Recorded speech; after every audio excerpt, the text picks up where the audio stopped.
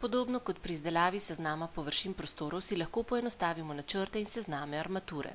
V načrtu smo črtam, torej armaturnim palicam, že dodali polja za dolžino objekta. Kako to storimo, si lahko ogledate v videotriku Vstavitev polja fild v besedilo. Prav tako si lahko v videotriku Površine prostorov v tabeli ogledate postopek vstavitve in popravljanja AutoCAD-ove tabele. Torej, začeli bomo z vstavitvijo dolžine armaturne palice v tabelo. V tabeli aktiviramo celico za vstavitev polja za dolžino. Kliknemo še desni gumb miške in izberemo ukaz Insert Field.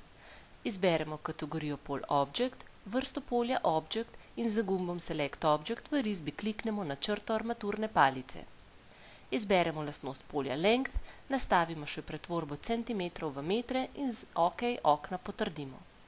Enako naredimo še za ostale dolžine armaturnih palic. V stolpcu Fi10 želimo s pomočjo enačbe zmnožiti dolžine armaturnih palic z njihovim številom v risbi.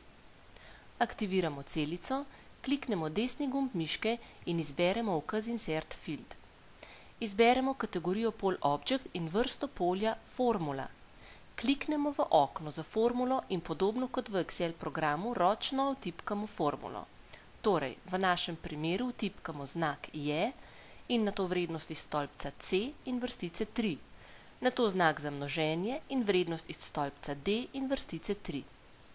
Kliknemo gumb Evaluate, da lahko nastavimo še format zapisa polja na 2 decimalni mesti in faktor pretvorbe centimetrov v metre 0,01. Enako storimo še za ostale postavke v tabeli. Pa zdaj še seštejmo vse dolžine palic Fi10. Polje za vsoto je že predpripravljeno. Ponovno aktiviramo celico, kliknemo desni gumb miške, izberemo Insert Field in tokrat pod polje za formulo in kliknemo na gumb Sum. V risbi z oknom, torej z 2 diagonalnima točkama, zajememo le tiste celice tabele, ki jih želimo sešteti. Nazaj v oknu Field nastavimo natančnost zapisa in ga z OK potrdimo. Enako storimo še za ostale palice. V seznamu teža želimo zdaj sešteti dolžine palic z njihovo težo na tekoči meter. Ponovno bomo vstavili formulo. Morda boste opazili, da lahko po aktiviranju celice, desnemu kliku in izbiri Insert direktno, ne da bi izbrali Field, vstavimo formulo. Pa si poglejmo ta način. Ker želene formule ni v seznamu, kliknem Equation. Ročno dotipkamo formulo in sicer množimo stolpec E8, znak za množenje, in vtipkamo težo 1 metra armaturne palice Fi10. Podatek za težo morate seveda preveriti sami. Ko kliknemo Enter, se polje naše formule že preračuna, vendar pozor, v osnovi se direktno tipkanje formul vedno preračuna glede na naše osnovne enote v risbi in ne upošteva conversion faktorja, ki smo ga predhodno nastavili v celicah, ki so del formule.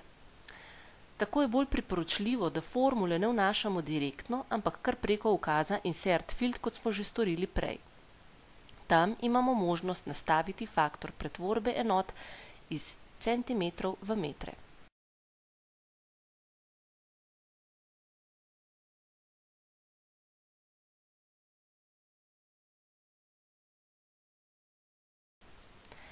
Na koncu skupno težo armaturnih palic še seštejemo.